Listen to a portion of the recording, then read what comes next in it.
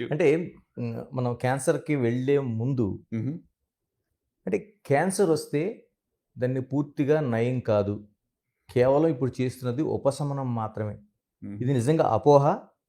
లేకపోతే నిజంగా కొనసాగుతున్న ఇష్యూనా? మీరడిగిన ప్రశ్న చాలా రెలెవెంట్. ఎందుకంటే ఇది పెద్ద అపోహ. ఓకే. అంటే నేను మిస్‌గైడ్ చేయాలని ఆశపడతలేదు. బిగ్ టీవీ ప్రేక్షకులకు ప్రత్యేకంగా నా యొక్క మనవేంటంటే, ప్రతి క్యాన్సర్ నయమైపోతుంది. ఎవరికీ ఏం గాదు నేను మెసేజ్ ఇవ్వటం లేదు.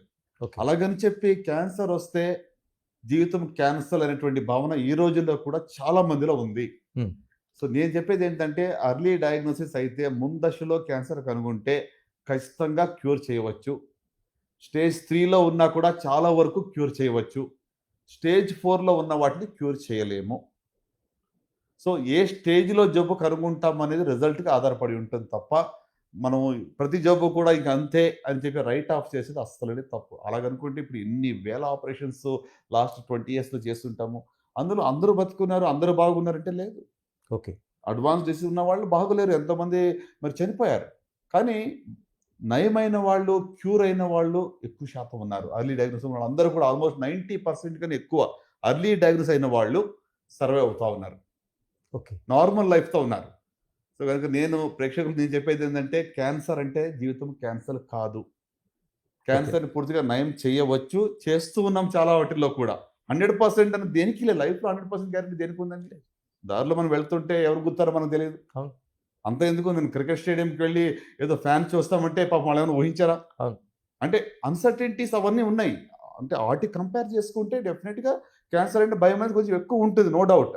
కానీ రిజల్ట్స్ అనేది స్టేజ్ మీద ఆధారపడి ఉంటుంది. అంటే ఏంటండి స్టేజెస్ ఏంటి? First stage, second stage, third ఏంటి ఎన్ని స్టేజెస్ ఉంటాయి? ఏంటి అసల దాన్ని ఎలా కాలిక్యులేట్ చేస్తున్నారు? దానికి వైద్యం సంబంధించి ఎలా ఉంటది? షూర్ అండి. అంటే క్యాన్సర్‌లో యూజువల్‌గా 4 స్టేజ్‌లుంటాయి. First to fourth stage. So, ఈ స్టేజ్ ఎలాగా గుర్తుపెడతామంటే ట్యూమర్ సైజ్‌ని బట్టి టీఎన్ఎం స్టేజింగ్ అంటాం. Tumour, lymph nodes, node N for nodes, M అంటే మెటాస్టాసిస్. అంటే జబ్బు వేరే భాగాలకి పాకిందా లేదా అనేది చూసిన దాన్ని బట్టి స్టేజ్ అనేది డిసైడ్ అవుతుంది. ఓకే. సో, అంటే ఇప్పుడు ట్యూమర్ లెస్ థాన్ 2 సెంటీమీటర్స్ ఉందనుకోండి, హ్మ్. దానికి టీ1 అంటాము. అలాగే ఇప్పుడు ట్యూమర్ 2-5 సెంటీమీటర్స్ ఉంది. 2-5 సెంటీమీటర్స్ దానికి టీ2 స్టేజ్ అంటాము. హుహు. అలాగే 5 సెంటీమీటర్స్ కన్నా ఎక్కువ సైజ్‌లో ఉంటే టీ3 స్టేజ్ అంటాము. సో, అలాగే లింఫ్ నోడ్స్ లింఫ్ నోడ్స్‌కి లేదనుకోండి దాన్ని ఎన్0 అంటాము. కొన్ని లింఫ్ నోడ్స్‌కి వెళ్తే ఎన్1 అంటాం. ఎక్కువ లింఫ్ నోడ్స్‌కెళ్తే ఎన్2. సో, ఇట్లా T stage, N stage and M stage. M అంటే మెటాస్టాసిస్. మెటాస్టాసిస్ అంటే దూర ప్రాంతాల్లోకి జబ్బు పాకింది. For okay. ఎగ్జాంపుల్ లంగ్స్‌లోకి పాకింది. ఇప్పుడు నోట్లో క్యాన్సర్ ఉందనుకోండి, లంగ్స్‌లోకి పాకిందనుకోండి, లేకపోతే బోన్స్‌లోకి వెళ్ళింది, లేకపోతే లివర్‌లోకి వెళ్ళింది. దాన్ని డిస్టెంట్ మెటాస్టాసిస్ అంటాం. అంటే హుహు. దూరపు ఆర్గన్స్‌లోకి జబ్బు పాకింది. సో, దీన్ని బట్టి స్టేజ్ అనేటువంటిది దూరపు ఆర్గన్స్‌కి వెళ్తే స్టేజ్ 4.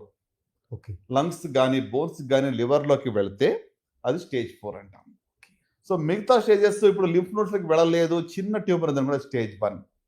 హుహు. చిన్న ట్యూమర్ ఉండి లింఫ్ నోడ్స్ దాకా వెళ్ళిందనుకోండి అది స్టేజ్ 2 కావచ్చు, లేక 3 కావచ్చు. సో, అంటే బేస్డ్ ఆన్ ఈ క్లినికల్ పారామీటర్స్ దాన్ని బట్టి మనము స్టేజింగ్ అనేది చేస్తాం.